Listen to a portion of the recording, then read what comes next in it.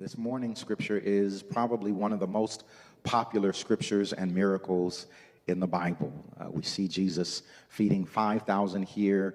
There's also where Jesus feeds 4,000. But it is one of the most remarkable miracles because it shows what happens when we put a little bit of what we have in Jesus's hands. It shows that Jesus is not concerned so much with the amount that we have, but our willingness to make it available to him. It shows that Jesus is not so much concerned with how much money we have, but what we do with our money. That Jesus is not so much concerned with how many people we have, but are the people willing to make what they have available. This story highlights a young man, and so it even shows us that God isn't concerned with our age or our gender or where we live, but simply if we're willing to make ourselves available to him.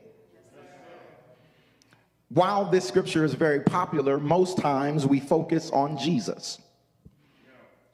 We focus on the miraculousness of turning a small basket of food, a little boy's lunch, into enough to feed 5,000 plus. Again, they were just counting the men. This is just 5,000 men. And so that doesn't take account for women and for children. And so really our misogyny is making the miracle of Jesus minute, because we do not talk about the women that were fed. We really don't understand how awesome Jesus is, because we're not talking about how Jesus's miracle affected the children that might have been there. We're really missing how amazing Jesus is, because we don't talk about the impact of Jesus in the lives of those who we deem unimportant, because we don't talk about the movement of Jesus in the lives of the poor, in the lives of the Palestinian, in the lives of the Jews, in the lives of the Comptonites, in the lives of the folks in Watts, in the lives of those in the valley, in the lives of those who are sick, because we're just focused on the men. We don't understand how abundant Jesus can be, because we just focus on the important people and the smart people and the people with education and the people with money and the people who are dressed nice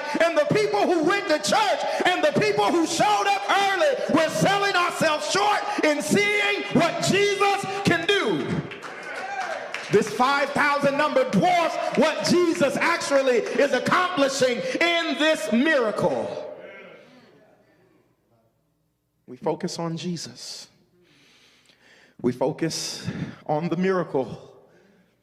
We focus on the bread and the loaves.